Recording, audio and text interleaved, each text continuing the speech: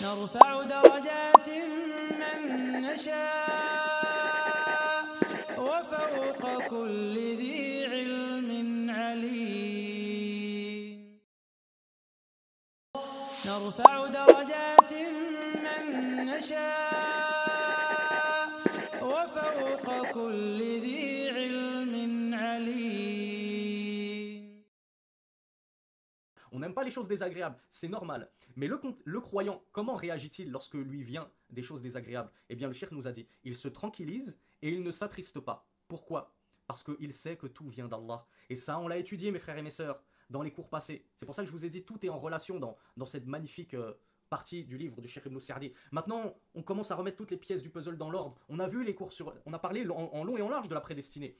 Donc je sais que tout ce qui m'arrive, c'est par la volonté d'Allah subhanahu wa ta'ala, c'était prédestiné.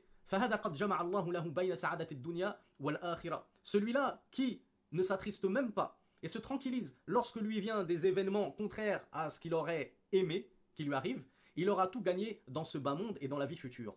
Et bonne nouvelle aux sabiroun, bonne nouvelle aux endurants. Fabashiri sabirin. Fais la bonne annonce à ceux qui endurent patiemment les décrets d'Allah subhanahu wa ta'ala. Quelle est leur récompense dans Ad-Dunya? Dans la dunya, la récompense c'est déjà cette sérénité du cœur. Comme nous l'a dit le shir, cette tranquillité, cet état de béatitude, ça vaut tout l'or du monde. Regardez, comme je vous le dis toujours, les stars, entre guillemets, les stars du cinéma, les stars de la musique. Vous pensez qu'elles sont heureuses? Si elles étaient si heureuses, ces stars-là, pourquoi elles s'enfileraient des rails de coke tous les soirs, à sniffer de la drogue, à se piquer jusqu'à en mourir d'overdose? Ils sont tout le temps chez le psy, parce qu'ils ne vont pas bien dans leur tête. Vous pensez que la gloire, la célébrité, la richesse les a rendus heureux? Pas du tout. Combien ne se suicident pas? Combien ne font pas des dépressions? Et ainsi de suite. Donc, c'est pas ça la vraie richesse. La vraie richesse, c'est la richesse du cœur. Celui qui se tranquillise même lors des épreuves d'Allah, parce qu'il sait que ça vient d'Allah, il a une richesse du cœur que tout le monde lui envierait. Il est tranquille, il est sain. Donc, dans sa dunya déjà, il vit une vie paisible. Même quand ça lui tape dessus, il est malgré tout paisible parce qu'il sait que c'est la décision d'Allah subhanahu wa ta'ala. Et dans l'au-delà, il aura une récompense immense qui l'attendra pour avoir patienté. Je vous confie une petite anecdote, parce que vous aimez beaucoup les anecdotes, et je ne suis pas du tout en train de dire que je fais partie des endurants, qu'Allah m'accorde l'endurance et la patience, oh comme j'en suis loin. Mais subhanallah, hier, j'ai découvert, par la grâce d'Allah, regardez comme tout est lié, à quel point il faut tout le temps se montrer reconnaissant vis-à-vis d'Allah. Ça fait 6 jours qu'il y a une personne qui est en train de se servir sur mon compte bancaire pour faire des achats, et il vit sa meilleure vie, comme on dit. Il s'est fait plaisir sur Airbnb, Booking.com, Apple.com, Rentcar.com, etc. Il est en train de vivre sur mon compte. Et normalement, moi, quand il y a des achats que je fais avec ma carte bancaire sur Internet, je reçois une notification. Vous avez dépensé tant chez tel marchand. Et avant même de recevoir cette notification, je reçois un code sur mon téléphone, comme vous tous, je suppose, le fameux 3-2 Secure. Entrez ce code pour valider votre opération. On est d'accord? Moi, à chaque fois que je fais des achats, c'est comme ça. Allah a décidé que pendant 5 jours, cette personne, et c'est là où je me trouve, c'est passé dans les infos, aux nouvelles, il y a des hackers très professionnels qui ont réussi à dérober des milliards à des comptes bancaires avec des techniques très pointues, au point qu'elles sont passées inaperçues. Donc du coup, ces hackers, ils sont tellement doués que je n'ai reçu aucun code de validation à renseigner, et je n'ai reçu aucune notification de vous avez dépensé tant chez telle enseigne. Et c'était comme ça pendant 5 jours, ils se faisaient plaisir, moi je ne savais pas, j'avais aucune notification. Hier, au Fajr, en me levant pour la prière, je vois une notification Apple de 200. Je me dis, mais comment ça Apple? J'ai rien de Apple chez moi. Je suis anti-Apple. Du coup, je lance mon application bancaire, et là, je découvre avec effroi, oulala, mais c'était pas juste 200 sur Apple. Il y a eu 2000 chez Airbnb, 1500 chez Booking.com, etc. Il y en a eu pour 6500, soit quasiment 6500, soit un peu plus de 600 euros. Depuis 5 jours. Donc évidemment, j'ai couru à la banque pour faire opposition avec ma carte. J'ai demandé à la banque comment ça se fait que j'ai pas été prévenu de tous ces montants débités, etc. Comment ça se fait que j'ai jamais reçu de code de validation. Évidemment, les banques, voleurs qu'ils sont, ils disent « Ah, mais on n'est pas obligé, rien ne nous oblige à vous envoyer des notifications, rien ne nous oblige à vous envoyer des codes de confirmation, c'est juste pour certaines opérations. » Alors que moi, on m'a toujours demandé un code pour mes opérations. Et dès que c'est les autres, dès que c'est les voleurs, les hackers, là, on leur demande plus rien. Quoi qu'il en soit, 600 euros, ça peut être un mois de salaire pour certains. Ça peut être un demi-mois de salaire pour d'autres. Ça peut être une journée pour certains. Mais c'est une grosse somme. Alhamdoulilah. J'en ai parlé à une personne de ma famille qui est dans la cybersécurité. Juste pour savoir comment ça se fait qu'il a réussi à contourner les mailles des codes de validation, etc. Et cette personne-là, de ma famille, m'a dit je suis admirative de la façon dont tu prends bien la chose. Donc je lui ai dit, et ça c'est même pas de la fausse modestie, c'est la vérité. Je lui ai dit, tu veux qu'on fasse quoi? On va pleurer. Ça va me rendre mon argent de pleurer. Crier comme ça sur tous les toits, hurler, lancer une cagnotte pour récupérer mon argent. Tu veux que je fasse quoi si ce n'est me soumettre au décret d'Allah? Si c'est arrivé, c'est que c'était la volonté d'Allah.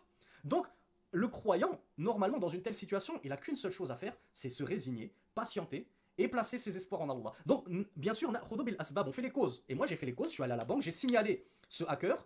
La banque m'a demandé de faire une lettre avec la date, l'heure et le montant de tous les débits non autorisés. Et on espère qu'Allah finira par me rendre ses sous, même si j'ai quasiment aucun espoir, parce que la conseillère au téléphone m'avait dit vous n'avez pas souscrit à une assurance, parce que vous savez les assurances c'est haram. Donc moi dès que je suis pas obligé de souscrire à une assurance, je n'y souscris pas. Les seules assurances qu'on nous oblige, comme pour avoir un véhicule et conduire, t'es obligé, tu vas pas passer ta vie à marcher à pied. Mais une banque pour ouvrir un compte bancaire, t'es pas obligé de souscrire une assurance pour qu'on te rende ton argent en cas de pépin. Oui, mais le en cas de, c'est justement du qimar, c'est de la loterie qui est purement interdit en islam. Donc moi j'avais pas d'assurance, donc la dame m'a dit bah, pas d'assurance, pas de remboursement, je suis désolé. Donc subhanallah. Bref, tout ça pour vous dire, dans ces épreuves là, quand on est véritablement croyant, on se dit, si ce hacker il m'a dérobé un mois de salaire, c'est parce qu'Allah il l'a voulu ou non? Parce qu'Allah il l'a permis ou non? Si Allah ne l'avait pas voulu, et qu'Allah ne l'avait pas permis, qu'Allah ne l'avait pas décrété, on l'a vu dans les cours sur le destin, ce ne serait pas arrivé. Allah m'aurait protégé contre ce hacker comme ça fait maintenant 40 ans qu'il me protège contre les hackers. C'est la première fois que ça m'arrive. De mes souvenirs, c'est la première fois que ça m'arrive. Donc, faut pas être ingrat en commençant à crier, ouais, mais pourquoi? Raisonne à l'envers. Dis-toi, subhanallah, depuis tout ce temps, Allah il me protège. Il a fait que jamais je me sois fait hacker ni mon compte bancaire, ni mon compte PayPal, ni mon compte ceci. Jamais on m'a volé ma voiture. Jamais on m'a cambriolé dans ma maison. Jamais on m'a volé des effets personnels. Donc tous les bienfaits d'Allah, souvenez-vous ce que nous disait Cheikh Abdurrahman ibn Sa'di, tous les bienfaits d'Allah sur toi, depuis que tu es né, en une fraction de seconde, tu vas tout oublier pour focaliser sur ta petite misère qui t'est arrivée là, maintenant, cette épreuve qui t'a touché. Ouais, qu'est-ce qui se passe et c'est quoi ça et qu'est-ce que j'ai fait? Subhanallah. Patiente. Résigne-toi, c'était la volonté d'Allah et remercie Allah pour tous les autres bienfaits. Merci Allah. Et je dis même, subhanallah, merci Allah d'avoir fait que hier, j'ai reçu, merci Allah de m'avoir envoyé cette notification. Parce que si Allah ne m'avait pas envoyé cette notification Apple hier, je n'aurais jamais pensé à vérifier mon compte bancaire, je le vérifie jamais, quasiment jamais, et cette personne-là aurait pu continuer à pomper. Parce que vous savez quoi, depuis que hier j'ai fait opposition à ma carte, j'ai reçu 2 notifications, telle transaction a échoué, telle transaction n'a pas abouti. Parce qu'il continuait à essayer de se servir de ma carte, mais alhamdoulilah, j'ai fait opposition, je l'ai bloqué. Donc tout ça pour vous dire, mais alhamdoulilah, merci Allah, qui m'a envoyé cette notification hier au bout de 5 jours, parce que si Allah l'avait voulu, il m'aurait envoyé cette notification au bout de 2 mois, 3 mois, lorsqu'il aurait vidé la totalité de mon compte en banque. Allah aurait pu faire que je ne reçoive jamais aucune notification. Et il m'aurait vidé mon compte en banque. Et comment je tiens ma hijra, moi? Je veux bien vivre d'amour et d'eau fraîche. Je veux bien vivre avec 1, 2, 3 euros qu'on m'envoie sur PayPal à chaque série de cours. Mais ça suffit pas, hein, ça paye pas un loyer. Donc, alhamdoulilah, on remercie Allah subhanahu wa ta'ala en toute situation. Dans tout mal qui nous arrive, faut essayer de prendre de la hauteur et du recul et regarder le bien qu'il y a dans ce mal. Oui, c'est vrai, il m'a volé 600 euros, mais alhamdoulilah, Allah a fait qu'il ne puisse pas me voler plus. Il aurait pu me voler l'intégralité de mon compte bancaire. Allah aurait pu faire que je me fasse cambrioler dans ma maison tous mes effets personnels. Il me reste ni caméra, ni PC, ni rien pour faire mes cours. Ce serait la catastrophe pour moi. Allah aurait pu faire que je ne récupère jamais tous les livres qu'on m'a volés. Alhamdoulilah, regardez tous les bienfaits d'Allah. Donc, le véritable croyant, c'est celui qui a ses 2 yeux bien ouverts.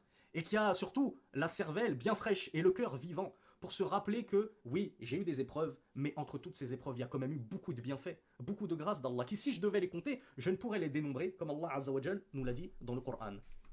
Et n'oubliez pas que plus vous patienterez dans ces épreuves-là d'ici-bas, et plus vous serez récompensé dans l'au-delà. Et ça, c'est ce qui m'aide modestement à tenir. C'est que je me dis toujours, alhamdoulilah, il m'a pris 600 euros. Tant qu'il m'a pas pris ma femme, tant qu'il m'a pas pris mes enfants, tout ça, c'est des billets de banque qui, un briquet, il disparaît ton billet de banque. Il se déchire, le commerçant ne veut même plus te l'accepter. C'est de la monnaie qui se volatilise et qui disparaît aussi vite qu'elle est venue. Donc tout ça, c'est éphémère. Donc tant qu'on ne touche pas à ma famille, alhamdoulilah, on n'a touché à rien. Et on espère que ces épreuves-là seront une source intarissable de bonnes actions de hasanat qui nous tomberont dessus, Yawm al-Qiyamah. Il se peut que ta balance, on a vu encore une fois la balance, Yawm al-Qiyamah, elle soit lourde de mauvaises œuvres. T'as fait très peu de bonnes œuvres et t'as fait beaucoup de péchés. Mais il se peut qu'avec cette épreuve, Allah Azza wa Jal, il va, comme nous l'a dit le prophète sallallahu alayhi wa sallam, lorsqu'il rendra justice, il prendra des bonnes actions de la personne qui t'a lésé pour te les donner à toi.